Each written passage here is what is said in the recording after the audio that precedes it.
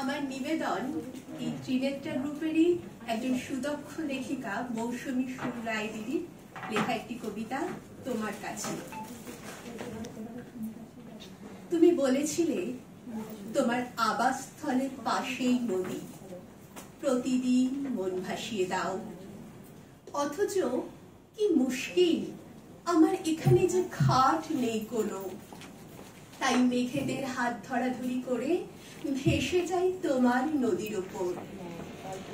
গ্রীষ্মের নিদারুণ তাপে যখন মেঘ কলসে অভিমান জমে, তখন আমিও উপুর হই ওদের সাথে তোমার নদীতে, তোমাতে ছুঁয়ে দিয়ে যাই তোমার টলটলে আবাসস্থলের কিনারা।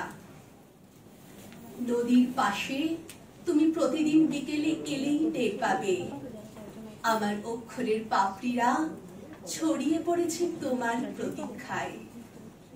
পুলকিত প্রতিটি ঘাস মাথা নাচিয়ে শোনাবে আমার বিরহ ভেজা স্মৃতি। মাখিদের ঠোঁটে ঘাস বীজ হয়ে যদি সেই বিরহ ছড়িয়ে পড়ে দূরান্তে, কি করে ফিরবো বলো তোমার কাছে?